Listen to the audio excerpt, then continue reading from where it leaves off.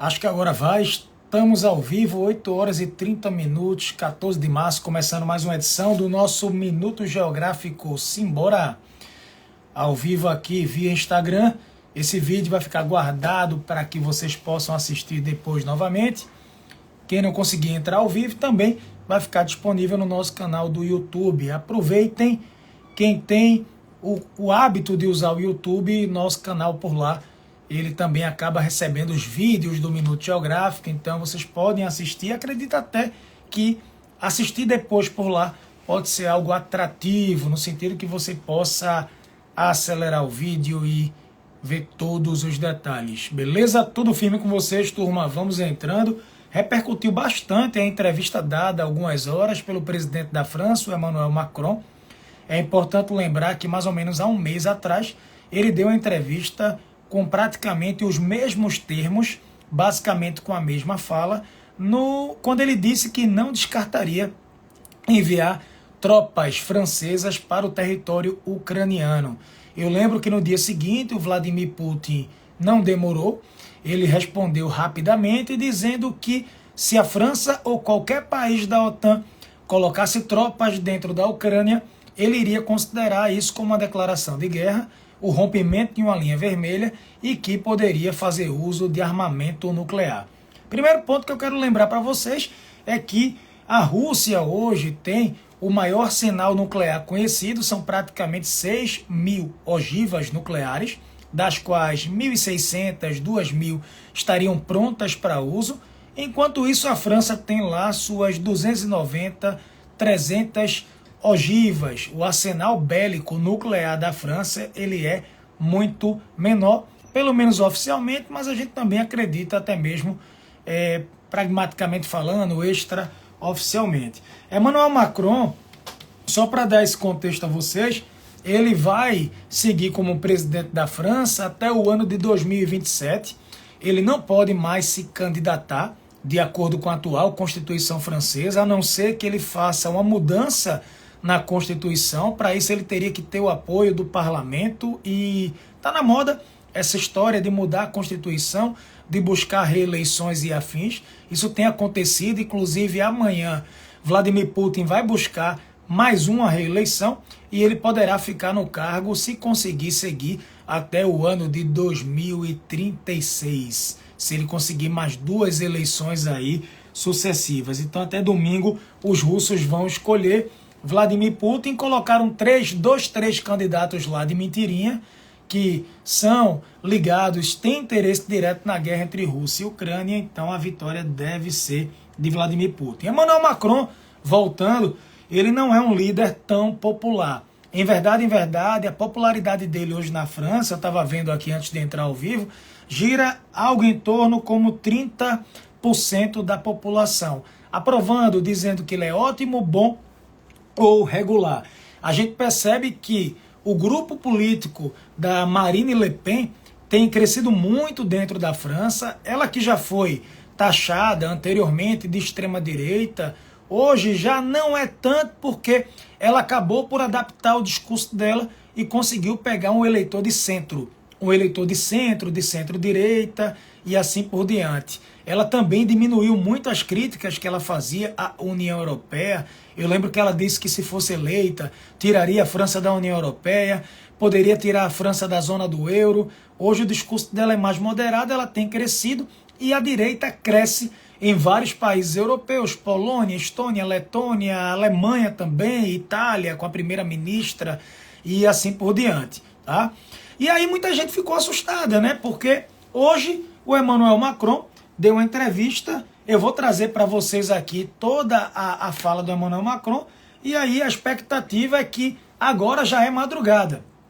A expectativa é que ao longo das próximas horas o Kremlin, o governo russo, através do Vladimir Putin ou do seu porta-voz, possa responder ao governo francês sobre isso que eles têm como provocação, como uma linha vermelha, como uma ameaça. O Vladimir Putin já disse, primeiro, não provoque uma potência nuclear. Segundo, não deixe uma potência nuclear se sentir acuada, porque isso pode levar a um conceito da velha ordem mundial que a gente chamava de destruição mútua assegurada, que é o que acontece quando duas potências, quando dois países de ordem nuclear decidem se enfrentar. Gente, sendo muito pragmático com vocês, a gente acredita que já exista presença militar francesa, britânica, alemã, americana. Já há presença militar ocidental na Ucrânia desde a tomada da Crimeia ou até antes, em 2014. Militares que acabam se disfarçando de diplomatas, de conselheiros políticos e afins, estão por lá monitorando todo o terreno. Mas a partir do momento, isso não está dentro das regras oficiais, isso não poderia ser taxado como algo oficial. Mas a partir do momento que o presidente da França, ele diz que pode enviar tropas para a Ucrânia, passando por países que também são da OTAN, até chegar na Ucrânia, isso acaba gerando uma provocação na máxima histórica. Eu quero lembrar para vocês que a OTAN, ela tem um artigo 5. O artigo 5 da OTAN diz que se qualquer membro da organização, e hoje são mais de 30 países membros, lembrem, a Finlândia entrou, Suécia entrou, falamos muito disso aqui. Se algum país membro da OTAN for atacado por algum país não membro, o que acontece é que toda a organização teria a obrigação de responder. Mas aí eu faço uma reflexão. Primeiro ponto, será que esse artigo 5 de fato ele funciona? Porque no papel ele existe, mas alguém já testou o artigo 5º da OTAN para entender se algum país for atacado, se de fato os países membros da OTAN vão simplesmente se organizar e vão entrar no conflito? Essa é a questão. Então o papel, a teoria é uma coisa, a prática é outra. Um outro detalhe, a Alemanha, ela desautorizou a França. A gente sabe que a Alemanha tem hoje a economia número 1 da Europa, da União Europeia, e o chanceler da Alemanha disse que não pretende envolver tropas da Alemanha em solo ucraniano, e agora, inclusive, o parlamento alemão hoje não autorizou o governo alemão a enviar armas mais sofisticadas para dentro da Ucrânia. Então, o que eu percebo é que a própria União Europeia está dividida e a OTAN, eu não preciso nem dizer para vocês também, ela segue dividida. Então, qual é o risco? O risco é a França avançar num embate contra a Rússia, ela olhar para trás e cadê todo mundo?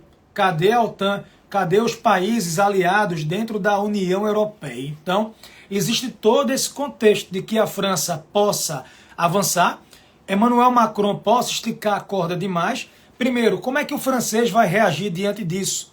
Como é que o francês médio vai reagir diante da entrevista dada hoje pelo presidente da França? Então, o apoio doméstico ele é algo que pesa. Emmanuel Macron vive na França, ele dorme, ele come na França. Então, ele tem que levar em consideração a opinião pública local, ela conta por demais. Esse é um ponto aí, levando em consideração, inclusive, que a França, Paris é a capital internacional dos protestos. Lá se protesta por tudo. Vocês devem saber, porque eu já falei sobre isso aqui em várias situações, tá? A Alemanha já dizendo que, olha, a Alemanha já falando que, olha, a gente não pode avançar assim, a gente tem que aguardar e por aí a gente vai fazendo essa análise, tá bom? Eu quero lembrar também que no começo da guerra, o Emmanuel Macron foi até Moscou e ele fez um beijamão a Vladimir Putin. Não sei se alguém lembra aqui da cena. Vladimir Putin recebeu Emmanuel Macron numa ponta da mesa, o presidente da França ficou na outra ponta, numa distância para torar.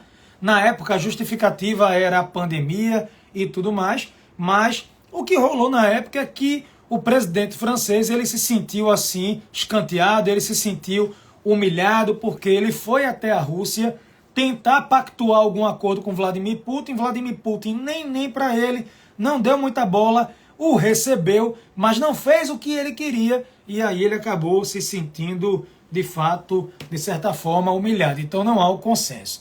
O que é que Emmanuel Macron disse? Ele disse assim, ó, a paz não é a capitulação da Ucrânia. Ele disse, a guerra na Ucrânia ameaça a existência da nossa Europa e da França. Agora, ele deu uma garantia. Ele deu uma garantia, porque é um pessoal muito sensacionalista, né?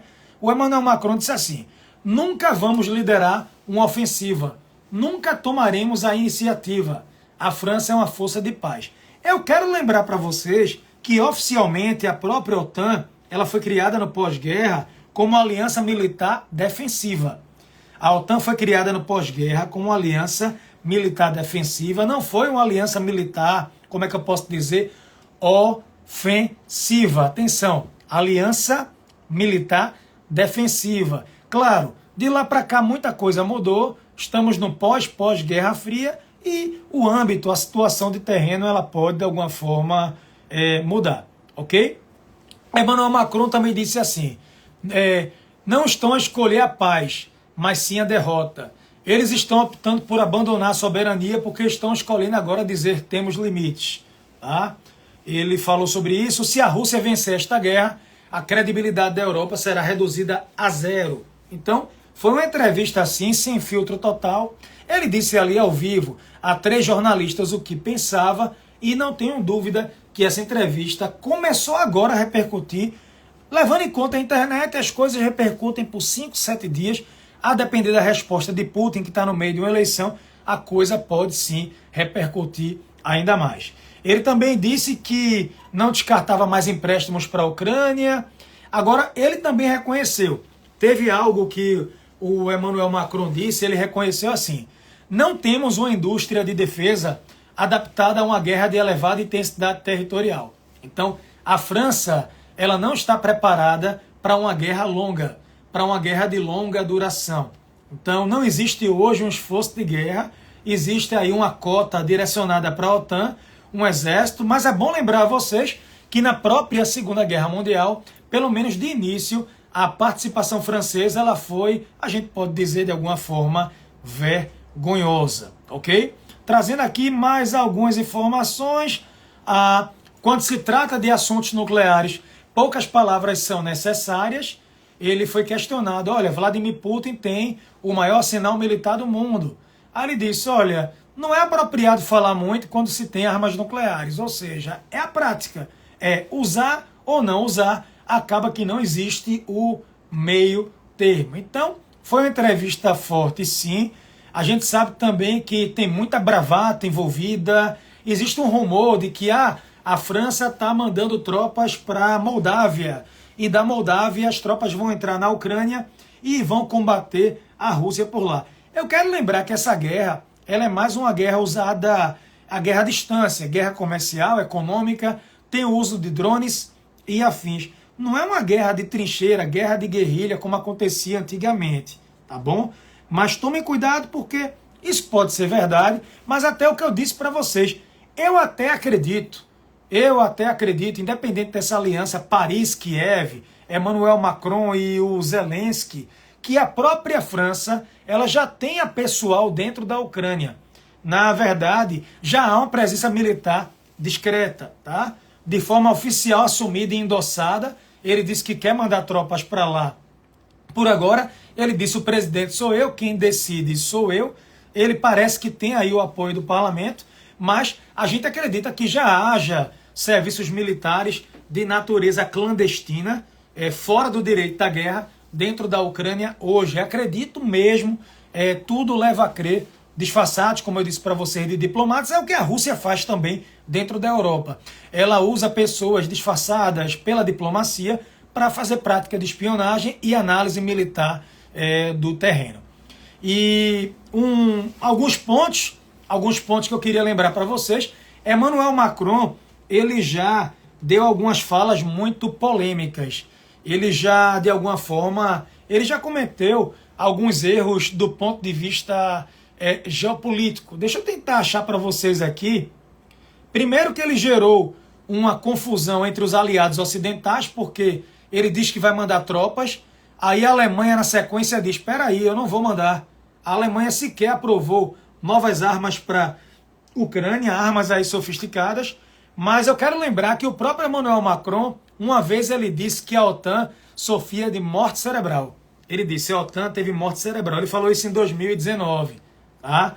E ele uma vez também disse que a Rússia, cuidado, a Rússia ela não pode se sentir humilhada e tudo mais. E ele também falou sobre Taiwan. Eu lembro que ele disse uma vez, Em abril do ano passado ele disse, olha, a gente não pode se meter em conflitos que não são nossos. Quando ele foi perguntado sobre Taiwan, ele disse, olha, esse conflito de Taiwan não é nosso. A Europa está dividida. A gente vai se meter no conflito Taiwan e China. Então, anteriormente, ele deu algumas declarações que minam um pouco essa credibilidade dele. Por isso que essa entrevista que ele deu... Calma, existe a entrevista, o discurso e existe a prática. E vamos ver o que é que Vladimir Putin vai falar também nas próximas horas. O Le Monde trouxe uma ideia dizendo assim, olha, é a metamorfose do Emmanuel Macron, porque ele tinha um discurso bem diferente, foi fazer um beijamão para Vladimir Putin e agora ele quer ser a grande liderança europeia contra a Rússia. Resta saber se ele vai na frente e a cavalaria vai atrás, ou se ele vai sozinho.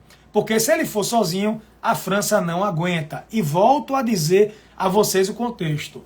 O artigo 5 da OTAN diz, se algum membro da OTAN é atacado, os 30 e tantos países têm que se mobilizar. Suécia acabou de entrar, Mar Báltico, Finlândia também, divide 1.300 quilômetros de fronteira com a Rússia, mas a pergunta é, será que esse artigo 5 na prática ele de fato funcionaria? E é sobre isso que a gente vem falando. Tranquilo, turma? Eu acho que eu fui bem didático, não fui, pessoal? Deu para entender direitinho o que eu falei?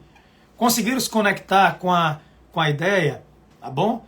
Eu sei que a entrevista, eu vou colocar a entrevista no grupo, tá? Eu vou colocar a entrevista no grupo do WhatsApp. A gente tem um grupo fechado no WhatsApp. Quem quiser conhecer de geopolítica daily, o link tá na bio. Barato, deixa de ser pirangueiro. Eu vou colocar lá o vídeo. A gente usar a inteligência artificial para fazer a tradução lá, a legenda direta em português. Ficou legal, tem algumas falhas. Aí quem assiste a entrevista pensa, meu Deus, Terceira Guerra Mundial, o mundo vai derreter amanhã. O mundo pode até derreter. Não tem aquela história do Einstein, que ele dizia que a Quarta Guerra Mundial seria de paus e pedras, porque a terceira iria levar o mundo ao fim?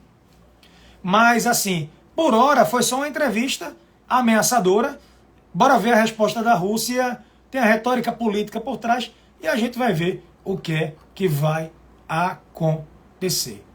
Tranquilo, pessoal? Beleza? Entenderam direitinho? Fechou? Fechado. Uma semana maravilhosa. Os britânicos não querem se envolver, a Alemanha também não. O Olaf Scholz ficou indignado com as declarações do Emmanuel Macron, porque muitos países europeus estão divididos sobre se envolver numa guerra maior ou não. A minha tese é que nós estamos num recorde histórico militar, gasto militar na máxima, qualquer manobra errada, teremos algo maior. Eu já disse, eu acredito que isso vai acontecer, que isso vem se desenhando, mas não é através de uma entrevista. Quem vai iniciar um grande combate não dá uma entrevista avisando. Não dá uma entrevista, olha, a gente vai entrar no dia tal, na hora tal. Não é assim que a coisa funciona. Funciona assim na série, no desenho, na Netflix, mas no mundo real as coisas funcionam de uma forma bem diferente. Existe também o fator surpresa. O fator surpresa. Beleza? Mas é uma divisão, sim, uma divisão total entre os aliados. Os aliados. Beleza, turma? Tranquilo. Vá-se embora para a França. Desculpa, Rire Alves. Eu com passagem para a França dia 8 de abril. O pobre não tem um dia de paz. Pois vá-se embora, rapaz. Vá-se embora, tranquilo. Já falei do artigo 5. Bora, irmãozinho. Bora, batalha, corredor. Corredor é você, eu sou esforçado. Tem que treinar muito, meu amigo. Você é carga na máxima. Carga na máxima. Perguntas. Essas declarações de Macron são por conta da eleição? Eu penso que não, porque a eleição na França vai ser em 2027. Ele acabou de ganhar uma eleição contra Marine Le Pen? Não. Se fosse ano de eleição, faria sentido. Agora, que a Marine Le Pen tem crescido, tá? A força política dela no Congresso hoje é expressiva, tem isso. Tranquilo? Sem dúvida, Fábio. É isso, pessoal. Ô, eu vou indo. Trouxe para aqui. Eu fiz um script aqui com os principais pontos. A França tem 290 ogivas, nem todas prontas para uso. A Rússia tem umas 6.000. Por aí você tira. Ah, mas a Rússia nem conseguiu chegar na capital da Ucrânia. Nesse estilo de guerra ela não conseguiu. Num outro estilo de guerra ela conseguiria, mas aí nós teríamos um cenário de quê?